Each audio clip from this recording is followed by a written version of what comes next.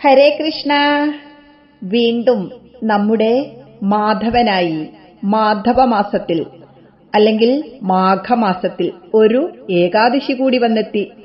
2026 ജനുവരി 29 തീയതിയും മലയാള മാസം മകരം 15 തീയതിയും അതുപോലെ ഹിന്ദു മാസമായ മാഘമാസത്തിലെ ശുക്ലപക്ഷത്തിൽ വരുന്ന ഏകാദശി ജയ ഏകാദശി എന്നും ഭൂമി ഏകാദശി എന്നും ഭൈമി ഏകാദശി എന്നും അറിയപ്പെടുന്നു.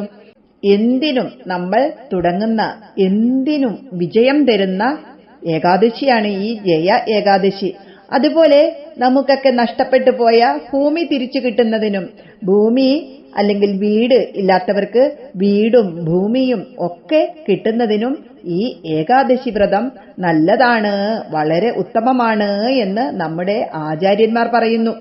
ഏകാദശി വ്രതം അനുഷ്ഠിക്കുന്നത് പോലെ തന്നെ വളരെ പ്രാധാന്യമാണ് പാരണ വീടുന്നത്. ഈ പ്രാവശ്യത്തെ പാരണ സമയം 30 തീയതി രാവിലെ 6:43 മുതൽ 9:04 വരെയാണ്.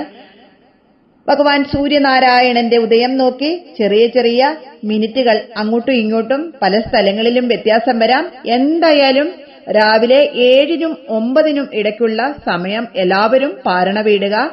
അതുപോലെ ഏകാദശിയുടെ ഏറ്റവും പരിപാവനമായ സമയമെന്ന് പറയുന്നത് ഹരിവാസര സമയമാണ്. ഇപ്രാവശ്യം ഹരിവാസര സമയം വരുന്നത് 29 തീയതി രാവിലെ 8:36 മുതൽ രാത്രി 7:14 വരെയാണ്.